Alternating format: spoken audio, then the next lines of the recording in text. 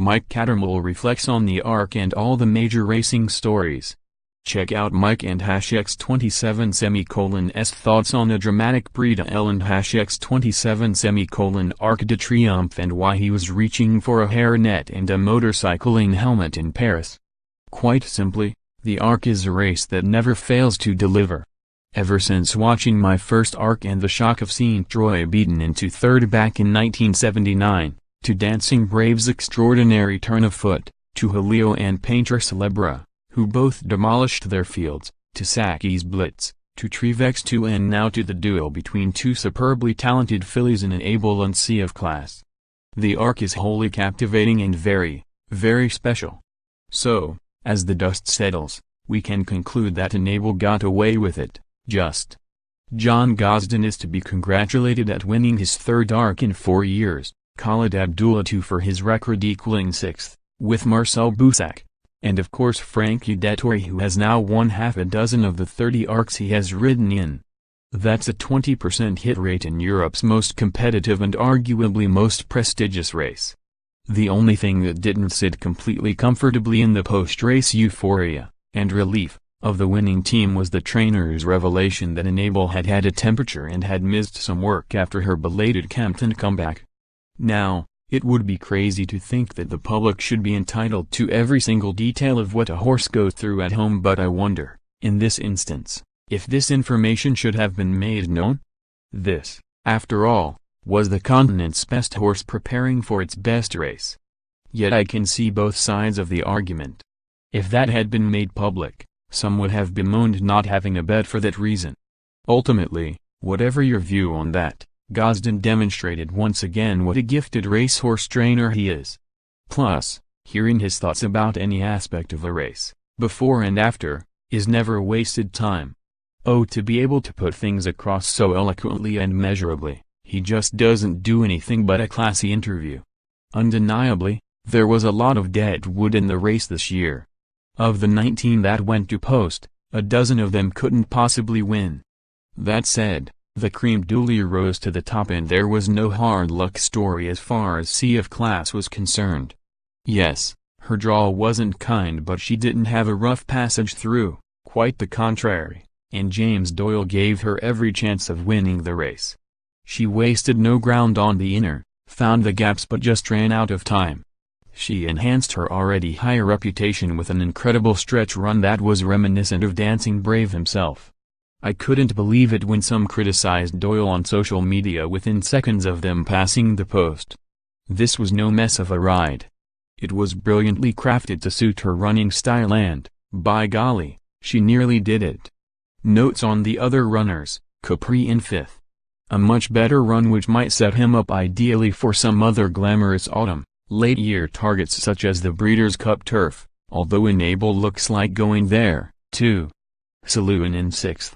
He would have been even closer but for being denied a run inside the final furlong. He ran on again when in the clear. He's a funny one but very talented. Nelson in 8th. Nelson was a decent 2-year-old who beat Kew Gardens and was held narrowly by Roaring Lion in the Royal Lodge. The son of Frankel would be a star in most stables, like Sakhee, perhaps, but has been sacrificed this year for pace-making duties by Ballydoyle.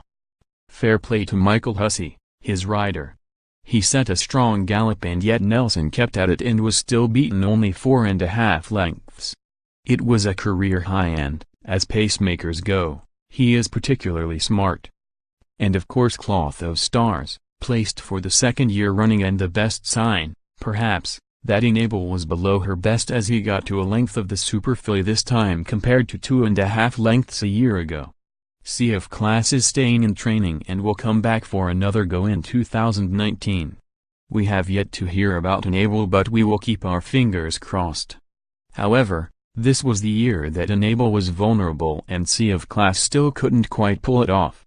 Was this her chance gone? Let's hope we get the chance to enjoy a rematch.